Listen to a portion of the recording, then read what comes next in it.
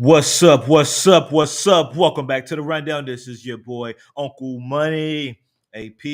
He's chilling, but him and I we're gonna get on it soon. But in the meantime, I am going to be covering some things. So Los Angeles. It was a big sporting, a lot of events that was happening in LA. We had the World Series, the Los Angeles Dodgers versus the New York Yankees. You also had the LA Lakers taking on the Phoenix Suns. There was USC playing, and it was a concert. So LA, it was very packed and very busy Friday night in LA. But let's go ahead and talk about some of the sports that happened in LA.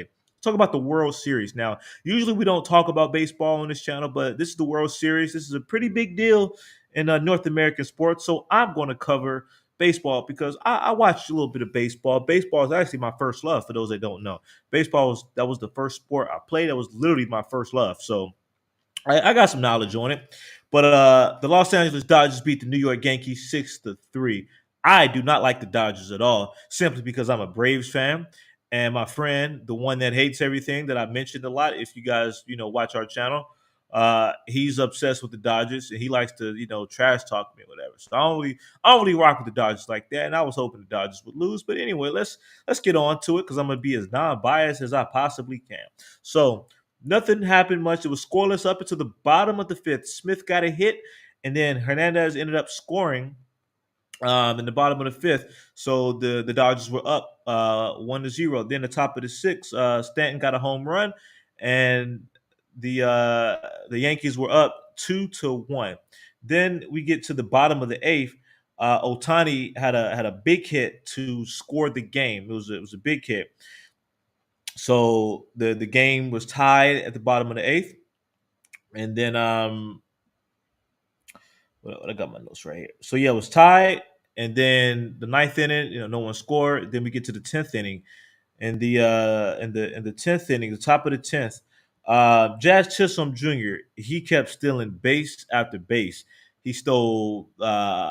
He got a hit. He I don't think he got a hit. Yeah, he got a hit. I think, or it was a I don't remember. But anyway, he stole first base, got the second base. I was like, oh, okay, okay, okay. And then stole second base and got the third base. So this man had jets in his shoes. He was stealing the bases, whatever.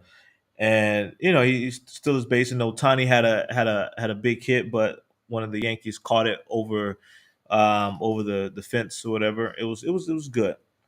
So we go to the bottom of the 10th now. The bottom of the 10th, the Yankees are up 3-2. They're up 3-2, bottom of the 10th, and all the bases ended up getting loaded. And my man Freddie Freeman. Now I like Freddie Freeman because Freddie Freeman played with the Braves, so I like him.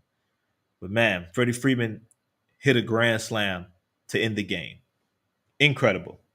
Like I said, I don't like the Dodgers, but Freddie Freeman is the exception because he did play for the Braves. He won the championship with us.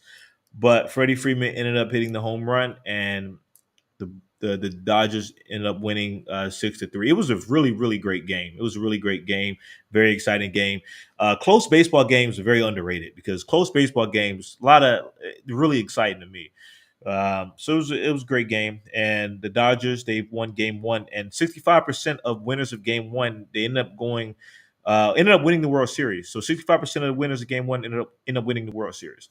So great game. I feel the Dodgers are stacked with talent. I feel like they're stacked with a lot of good talent. And as much as I do not like the Dodgers, I do actually seeing them beating the Yankees, unfortunately. But I am going for the Yankees though. But overall, it was a great game. I mean, if y'all want us to cover more baseball, I definitely can do that for sure. But yeah, it was a great game. So game two is coming up, and it was a great night for all Dodger fans in LA. And speaking of LA, and speaking of victories, the Lakers beat the Suns 123-116. Now, the Lakers are 2-0. This is the first time that the Lakers have been 2-0 since the 2010-2011 season with Phil Jackson. So think about it. Like, it's been that long since the Lakers have started, you know, their season 2-0. So they were down in the second quarter. At one point of the game, the Suns had the Lakers beat 48-26. So you would naturally think, oh man, it's going to be a blowout. The Suns are going to kick the Lakers' ass.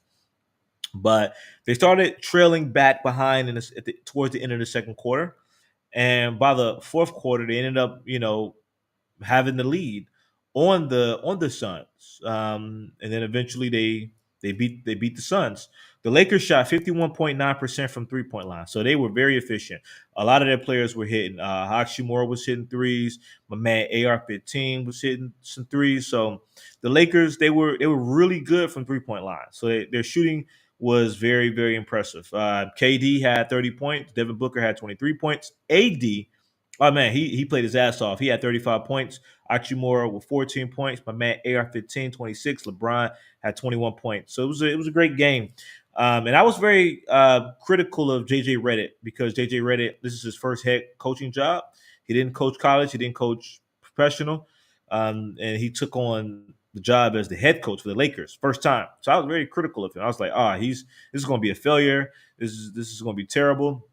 But I like what JJ's doing. JJ, he's very his basketball IQ is off the roof, off the charts. He's very intellectual in basketball, as he calls it, the X's and O's. The dude knows his stuff, knows the game from an intellectual standpoint. He's a very smart, intelligent guy, and he knows his stuff. So he's proven a lot of people wrong. 2-0 start. I already think he's better than Darvin Ham.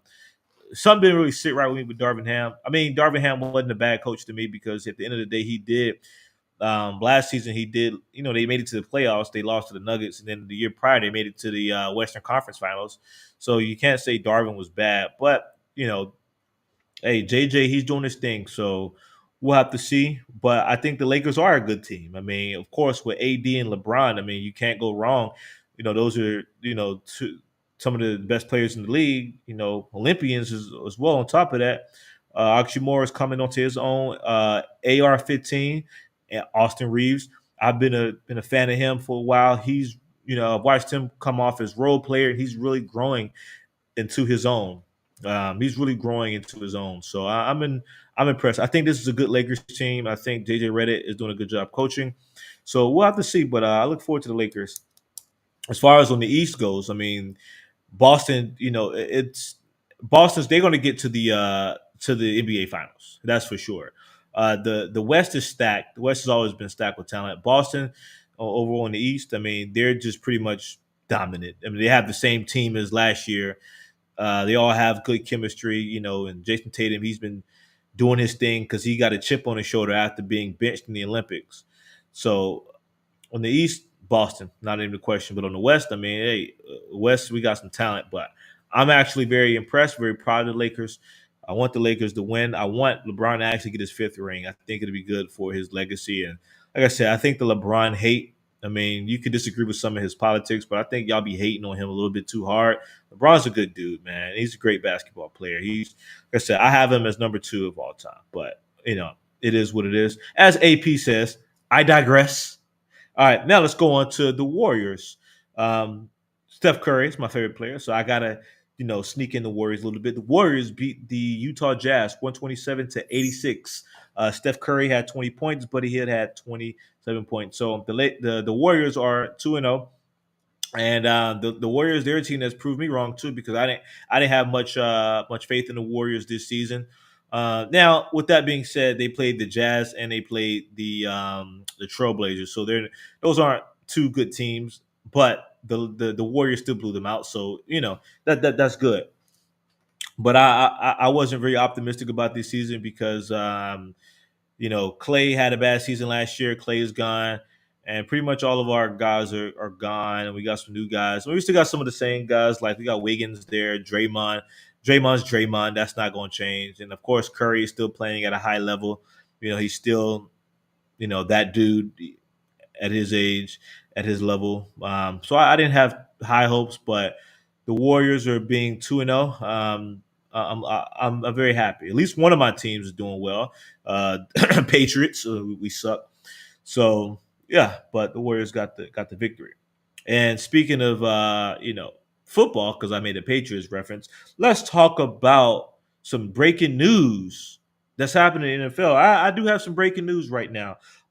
Tua has been cleared to play against the Cardinals. So You guys know Tua. He's had 3 concussions in the NFL, 4 total because he caught one in Alabama. So in his football career, as we know of, he's had a total of 4 concussions, and he's cleared to play against the Cardinals. Now, of course, everyone says Tua needs to just retire. He needs to just call it quits, cut his losses. Because I'm not a doctor, but I believe when you get 1 concussion, you're easily able to get more and more and more. It's like with with boxing.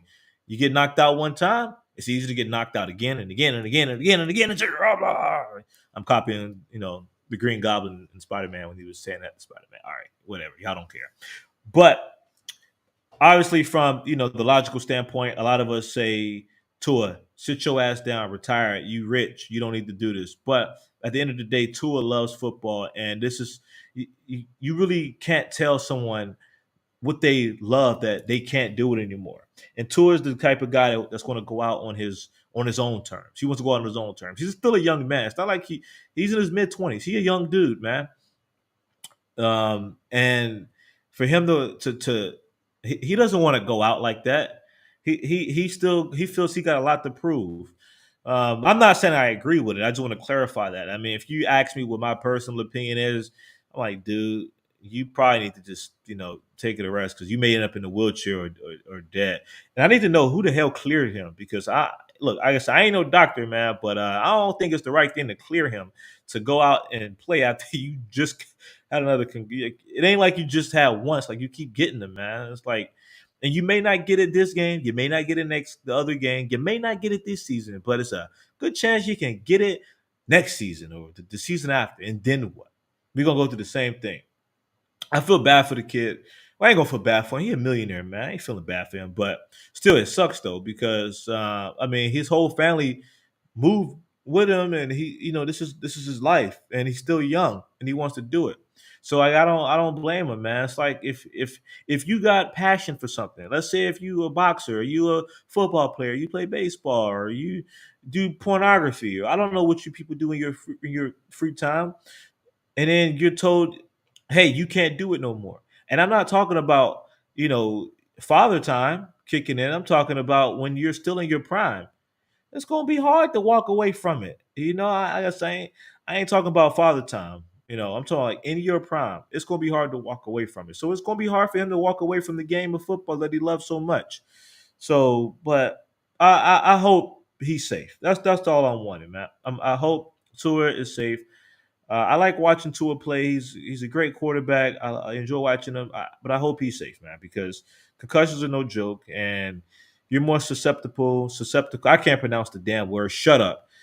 To get another one. But anyway, that's my take on it. But if you stayed, thank you guys for watching the rundown, Friday night edition. You know, this is given the sports that's happening in LA. But yeah, man, thanks for watching, men and women. Hope y'all have an amazing weekend. Y'all have a great weekend. And follow us on Instagram at _rundown podcast. And I'll leave everything else in the link below. All right. Peace.